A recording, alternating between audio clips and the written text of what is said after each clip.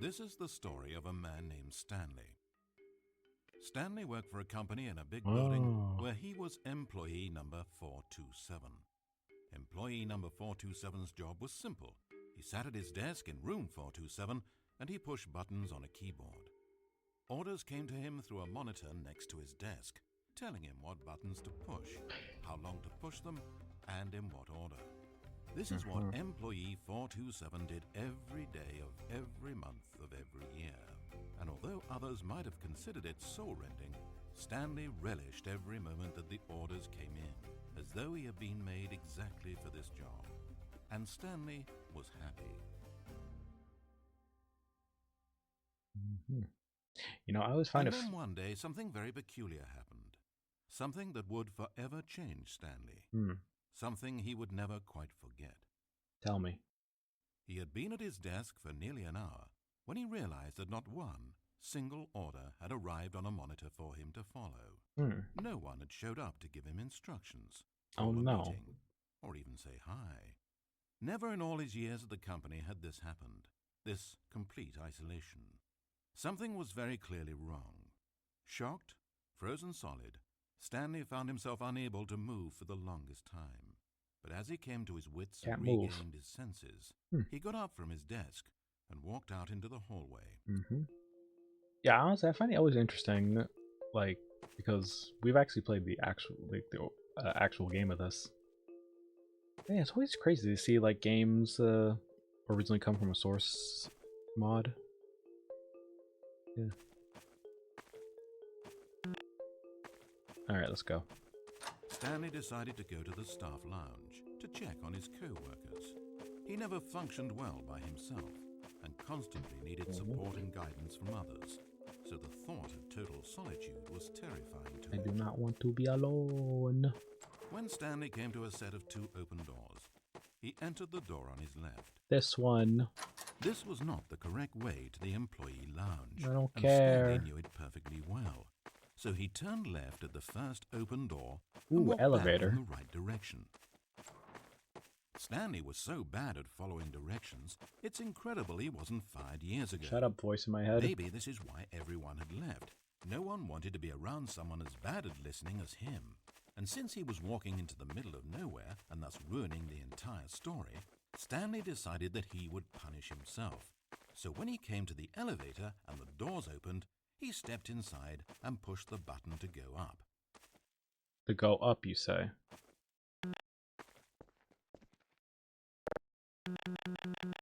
Oh, dang, I can't push the... Oh, Stanley.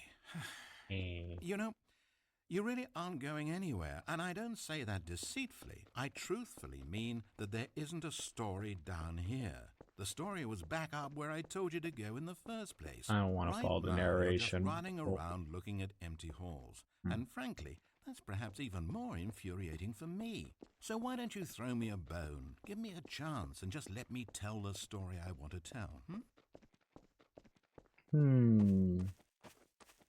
I mean, he has a good point.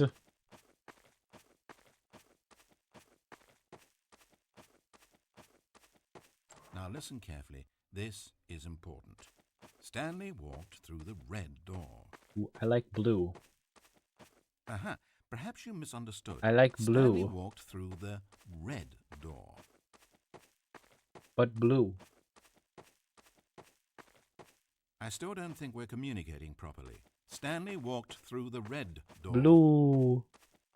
All right, fine. Go ahead, Stanley. Yay. You want to know so badly what's out there? You want to find out what lies at the end of this road you've chosen? Well, don't let me stop you.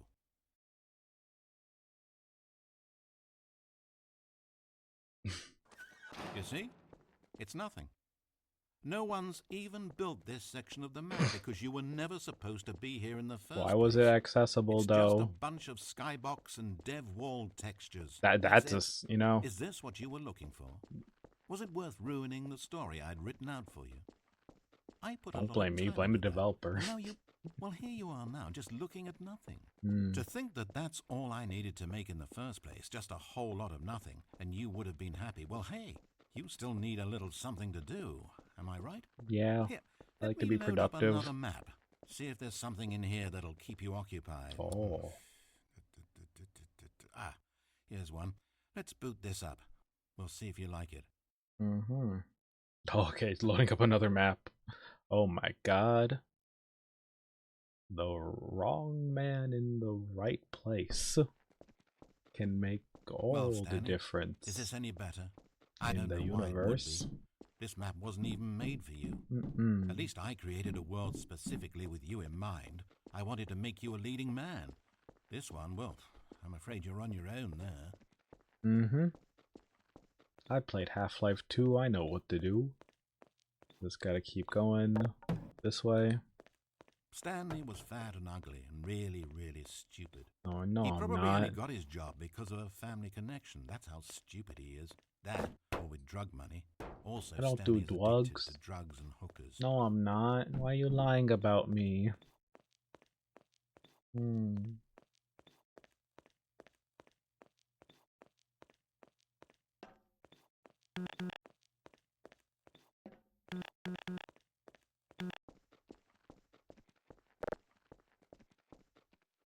What happened here? Hold up, Sport. I spent so long talking about you. Why don't we just take a break from that and talk about something else for a change? Okay. Let's see. Well, according to Wikipedia, more than 90% of the night sharks caught off northeastern Brazil contain mercury concentrations higher than that considered safe by the local government. Now, That's this crazy. is fascinating. Don't you want to know more about the night sharks? Oh, no, of course Sure. not. All you want to hear about is yourself, isn't it? Well, fine. You haven't listened to me once so far. I can't expect you to turn that around now, can I? Okay, let's go.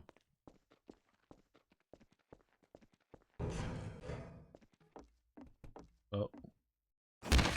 Ow. Is this the end of the line? Oh, I don't no. suppose this was a particularly fulfilling experience for you, considering not a single art aspect in this map was created with you in mind. But hey, you're a creative kid. I bet you can come up with a story about this place and why you're in it. And while you're doing that, why don't you think up an ending too? Because you certainly won't find one here. Well, I'm afraid that's the long and short of it. This room and these walls are all you get. Maybe the story ends when you decide you can't live in this futuristic science fiction dystopia world, and you gallantly commit suicide. Or maybe you stand in this spot for all of eternity to guide and greet other travelers like yourself who pass this way. Or maybe you just get bored and you quit the game. Heck, anything's an ending if that's where you stop playing. But whatever ending you write for yourself, Stanley, you won't have my help. You turned your back on me, and now I do the same to you. So, good luck. I think you'll need it. No, don't leave me. And I sincerely hope that everyone lives happily ever after. No, don't leave me, please. Ah. Hold on, what are you doing? I fell.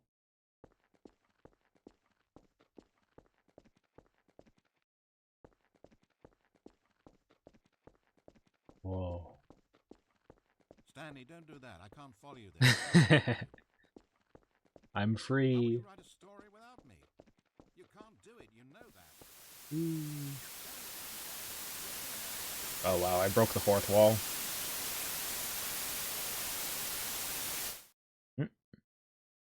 I'm back. Oh, look at that.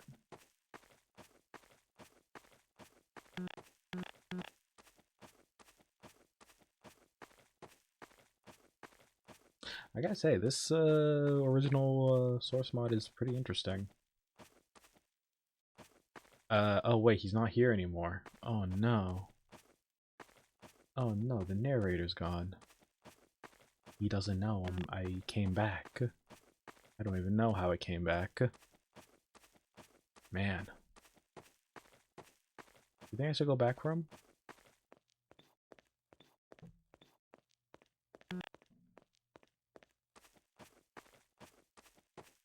Kind of curious.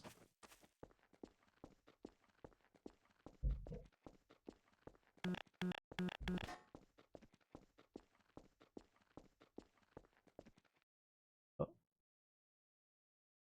It's sad, I know, but all stories must come to an end.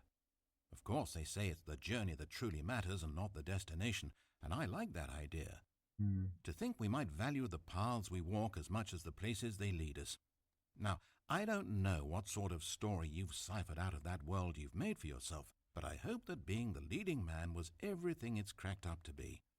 I know it can be a little hard getting around without someone looking over your shoulder, but this is simply the nature of freedom.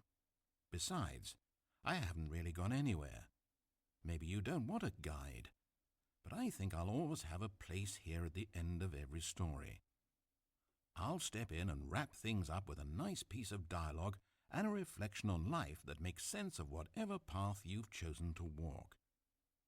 And for now, I'm happy to be the destination instead of the journey. But only for now.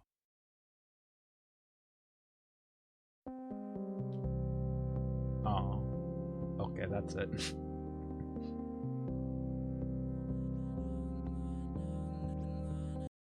Oh, dang. Hold on, let's go back. Let's do what he says this time.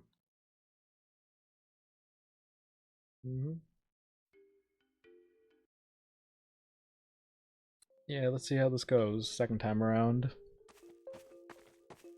Stanley decided to go to the staff lounge to check on his co-workers. Yes. He never functioned well by himself.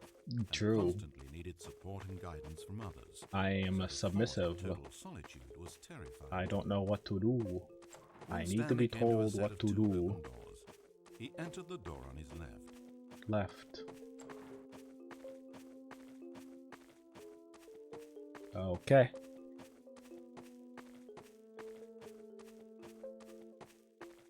Wow. Stanley entered the lounge. He was horrified to find not a single person here. No one's here. He decided he would walk up to see his boss. And there's no soda either. He would find an answer Even there. the soda left me. Oh. Coming to a staircase, Stanley walked upstairs to his boss's office. Yes, I went upstairs. But what about downstairs, though? What about downstairs? I'm curious about downstairs. Oh, the door's open downstairs. But Stanley just couldn't do it. No. He considered the possibility of facing his boss, of admitting that he had left his post during work hours. I'll be fired. And in such a competitive economy, was it really worth taking that risk? All because he believed everyone had disappeared? His boss would think he was crazy. And then something occurred to Stanley. Maybe, he thought to himself, maybe I am crazy. Maybe I am. Everyone I know simply vanishing out of the blue, there's almost no other explanation for it. And a nagging fear began to creep up in his mind. Questions that had been there all along. He just hadn't put his finger on them yet. For example, why couldn't he see his feet when he looked down? Oh my god. Why did doors close automatically behind him wherever he went? And for that matter, these rooms were starting to look pretty familiar. It's like I'm going in a circle. Around in circles? Where am I, he thought.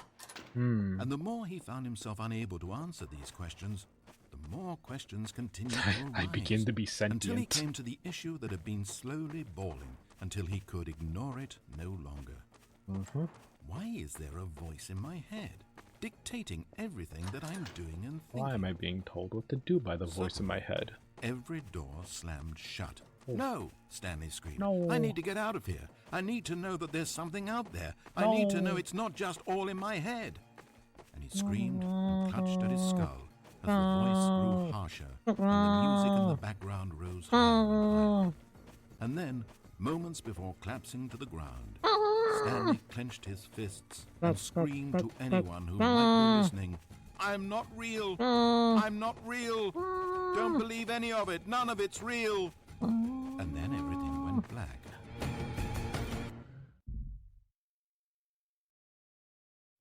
This is the story of a woman named Mariella. Oh. Now there's a woman?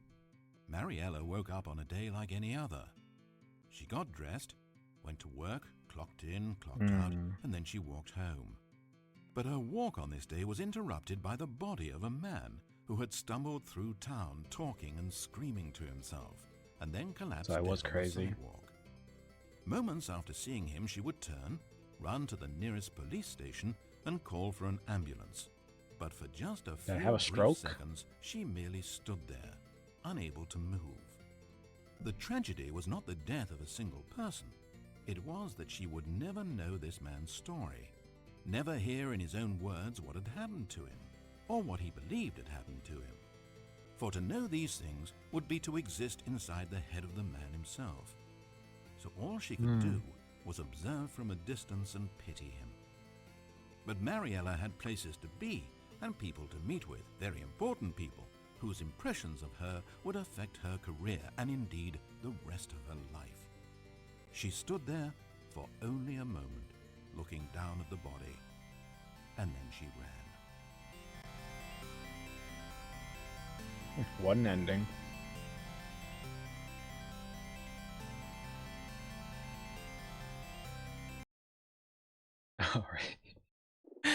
All right, let's actually go up the staircase this time. I promise I'll behave. Ish. This is the story of Stanley decided to go to the staff lounge to check on his co-workers. He never functioned well by himself and constantly needed support and guidance from others, so the thought of total solitude was terrifying to him. When Stanley came to a set of 2 open doors, he entered the door on his left.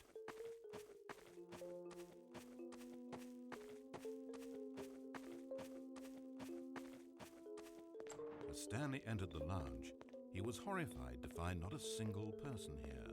He decided he would walk up to see his boss, hoping that he would find an answer there.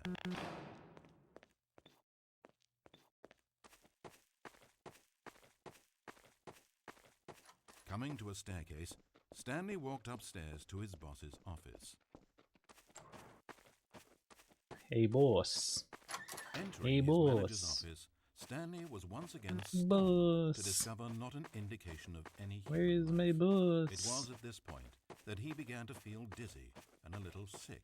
Oh and no. even thought he might pass out. Am I going to get paid? He noticed a keypad next to the filing cabinet in the corner of his boss's office. What's the number? Stanley had never seen this panel before and had no idea what combination of numbers would produce any result. In fact, maybe I should mash the buttons. Boss knew this, since the panel withheld access to the boss's greatest, darkest secret, and so he had assigned the keypad a combination that only he could possibly know. The number of his freshman dorm number in college, 1957. But of course, Stanley couldn't possibly have known this. 57. Yet incredibly, by simply pushing random buttons on the keypad, Stanley happened to input the correct code by sheer luck. Amazing. Stanley ventured forth into the newly opened passageway. As he drew deeper into the bowels of the building, Stanley had no idea where he was or what this place held. And just as he began to think he might not discover a thing, he emerged into a long room to find rows and rows of monitors. Screens with a number above it.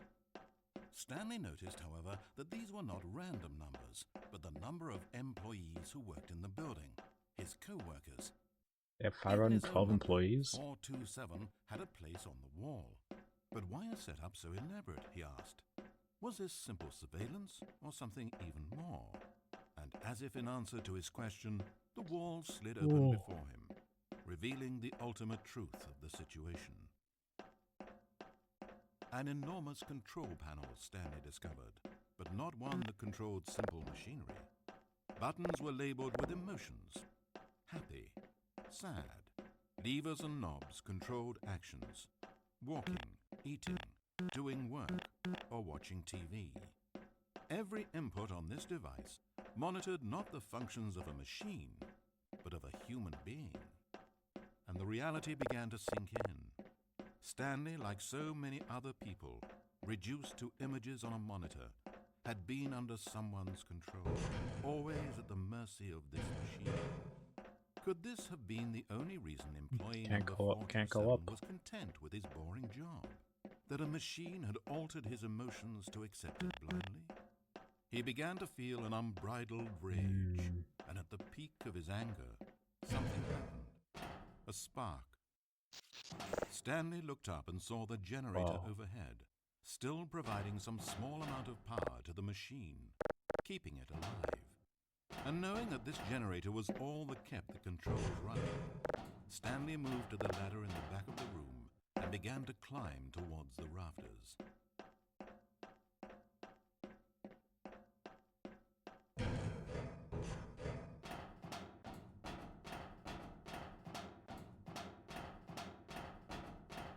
Am I trying to start my own residence cascade or something? The higher Stanley climbed, the closer he felt to freedom, the further from enslavement. Maybe I can escape the system.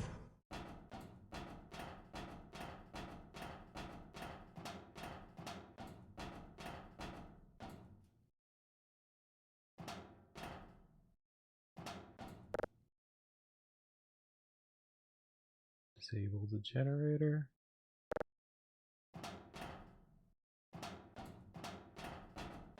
Oh. Blackness, power gone, all alone, and then... Oh, freedom. As he stepped through the door into the fresh outside air, a feeling of liberation rushed through Stanley's body. He had seen power, he had seen enslavement, and he had destroyed it. The underling was in control now. He had found his leading role. Stanley never discovered why everyone had gone missing, nor how and when he had come under the machine's control. But it didn't upset him terribly, because he knew that this was how things were meant to happen. All he felt was a delight unlike any he had ever known before. Never again would he follow someone else's orders without question. Never again would anyone tell Stanley where to go, what to do, or how to feel. No more bosses, no more instructions on a screen. Stanley decides for himself now. And he stepped out into the world, and he felt the cool breeze upon his skin, and Stanley was happy. I'm a free Stanley. Hooray. Well, that was a good ending.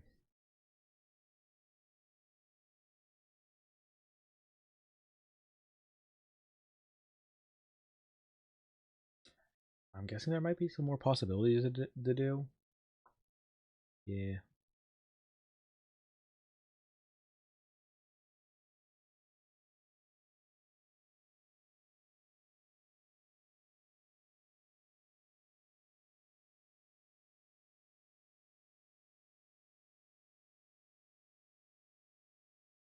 Mm-hmm.